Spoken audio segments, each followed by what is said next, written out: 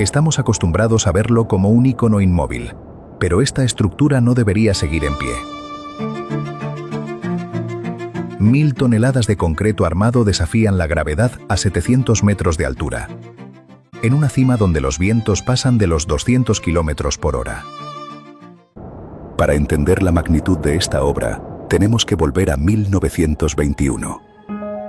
Brasil quería un símbolo para el centenario de su independencia. El monte Corcovado, el Jorobado, era la opción más lógica por su ubicación, pero la más loca para construir. Hablamos de una aguja de granito aislada, rodeada por selva tropical y golpeada por tormentas del Atlántico. El ingeniero Heitor da Silva Costa ganó el concurso, pero su primer proyecto era muy distinto. Imaginaba a un Cristo sosteniendo una cruz y un globo terráqueo. Pero la crítica fue brutal. Lo apodaron con burla el Cristo con el balón. Ese fracaso inicial llevó a Silva Costa a buscar una unión perfecta entre arte e ingeniería. La decisión final fue genial. La estatua misma se convertiría en la cruz. Un diseño Art Deco, sobrio, moderno, pero con un problema técnico enorme. ¿Cómo hacer que una estructura en forma de cruz resistiera vientos laterales de esa intensidad? En los años 20, la elección del material era el gran dilema. Muchos insistían en usar acero, como en la Torre Eiffel. Pero Silva Costa tomó una decisión arriesgada y poco común para su época: el concreto armado. El acero, expuesto al aire salino del océano, habría necesitado un mantenimiento imposible y se habría deteriorado en pocas décadas. El concreto armado era la piedra artificial del futuro, pero nadie lo había llevado a esas alturas para una obra artística tan compleja. El cálculo de las cargas quedó en manos de Albert Caquot, uno de los mayores ingenieros estructurales de Francia. Caquot tuvo que calcular la resistencia no solo al peso propio, 1145 toneladas, sino sobre todo a la presión del viento.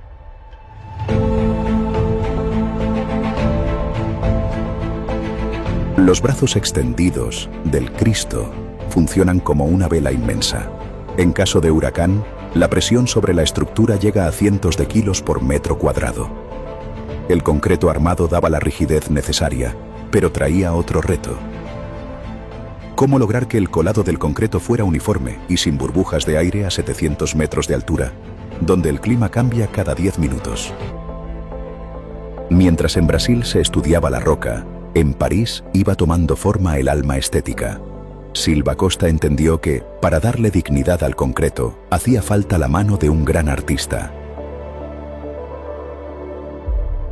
Eligió a Paul Landowski. Landowski no trabajó en el Corcovado, sino en su estudio de Boulogne-Billancourt. Landowski hizo modelos de yeso de la cabeza y de las manos a escala real. La cabeza mide 3 metros con 75 centímetros y cada mano 3 metros con 20. Esos modelos se cortaron en decenas de piezas, creando moldes negativos que después se enviaron en barco rumbo a Río de Janeiro. Una vez allá, los moldes se rellenaron con concreto armado directamente en el sitio. Fue el rompecabezas tridimensional más grande de su época. Cada bloque numerado tenía que encajar a la perfección, con la armadura metálica interna que ya estaba hecha. Un error de pocos milímetros en la base habría provocado un desalineamiento de metros en la parte más alta. Imaginen la obra en 1926. No había carreteras pavimentadas que llegaran hasta la cima. La única conexión era el ferrocarril del Corcovado, una línea de cremallera inaugurada a finales del siglo XIX. Cada gramo de material, arena, cemento, agua, andamios y los bloques de yeso traídos de París, tuvo que subir en esos pequeños vagones. El espacio en la cima era tan reducido que no se podían almacenar grandes cantidades de material. La obra tenía que funcionar como una máquina perfectamente sincronizada. Lo que llegaba por la mañana tenía que montarse o colarse antes de la noche. Los obreros vivían en un aislamiento extremo, muchas veces rodeados por nubes que volvían resbalosos e invisibles los andamios. A pesar de la ausencia total de arneses modernos y del peligro del lugar, no se registró ni una sola muerte durante los 9 años de construcción. Un dato técnico que para esa época roza el milagro. Muchas veces vemos al Cristo como un bloque sólido, pero técnicamente es un edificio hueco de 12 pisos. En su interior hay una compleja estructura de columnas y vigas diagonales, diseñada para repartir la carga hacia los cimientos, que están anclados directamente al granito de la montaña. Hay una escalera metálica interior que permite recorrer toda la estatua, desde los pies hasta los brazos y la cabeza. Los pasillos son estrechos y angostos. En el cuarto piso, a la altura del pecho, la estructura se abre en lo que es el corazón del proyecto. Silva Costa era tan meticuloso que mandó modelar una pequeña protuberancia con forma de corazón, tanto por dentro como por fuera, y la recubrió con el mismo cuidado que el resto de la estatua. Es el único detalle que no se ve desde tierra, una firma secreta dejada para los ingenieros del futuro.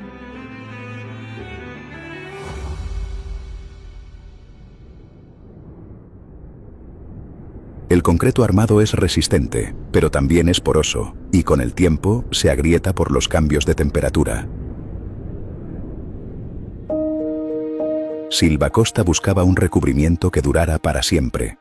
Encontró la respuesta en la esteatita, o piedra de jabón, abundante en las canteras de Minas Gerais.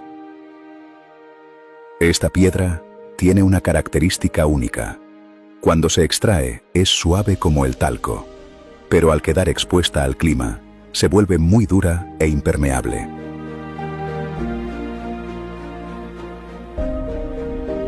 Pero, ¿cómo cubrir una superficie tan curva y compleja?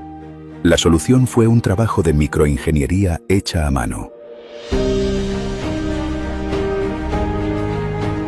La piedra se cortó en 6 millones de pequeños triángulos de 3 centímetros por lado y 1 centímetro de grosor. Estas piezas no se colocaron una por una sobre la estatua, habría sido imposible. Silva Costa movilizó a las parroquias de Río. Miles de mujeres pegaron las piezas sobre hojas de tela con papel. Después, esas hojas se llevaron hasta la cima y se aplicaron sobre el concreto fresco como si fueran una especie de papel tapiz mineral. Muchas mujeres escribieron en la parte de atrás de las piezas los nombres de sus esposos, de sus hijos, o sus deseos más secretos. Técnicamente, el Cristo no es gris. Es una piel hecha de millones de fragmentos de piedra que reflejan la luz de forma distinta a cada hora del día, mientras protegen la armadura de acero interior de la humedad mortal de la selva. Ser la estructura más alta sobre una cima aislada significa ser un blanco constante para los rayos. Durante la temporada de lluvias, el Corcovado es el epicentro de descargas eléctricas violentísimas. Para evitar que la estatua explotara literalmente con el primer impacto, se diseñó un sistema de protección muy avanzado. Toda la estructura interna funciona como una jaula de Faraday. Los pararrayos están integrados en la corona de la cabeza y en los dedos de las manos. El sistema descarga la electricidad por la armadura metálica hasta llevarla a los cimientos, anclados en el granito.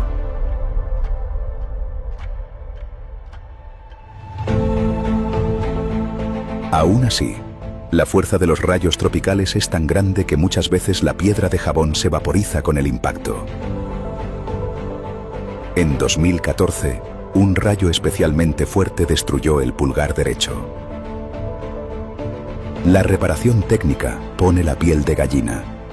Obreros especializados, que también son escaladores profesionales, tienen que bajar con cuerdas desde la cabeza de la estatua, caminar por los brazos extendidos sobre el vacío y reconstruir la punta del dedo con piedra de jabón, de la misma cantera original de 1930, guardada especialmente para las restauraciones.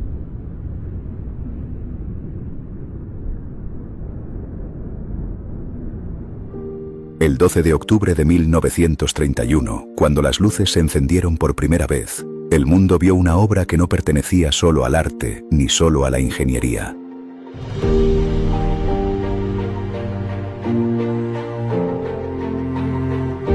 El Cristo Redentor es una victoria frente al viento, la altura y el paso del tiempo. Es un coloso de 1000 toneladas que parece ligero como una pluma gracias a sus líneas Art Deco y a la precisión milimétrica de sus ensamblajes. No es solo un monumento, es el resultado de 9 años de cálculos extremos, de millones de piedras pegadas a mano y de una visión que convirtió una cumbre inaccesible en un ícono global.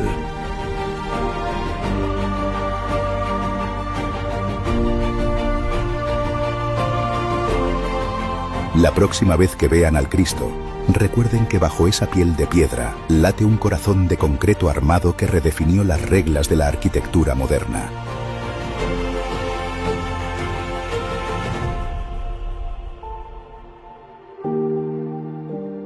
La ingeniería no es solo números, también es el valor de atreverse a soñar en vertical.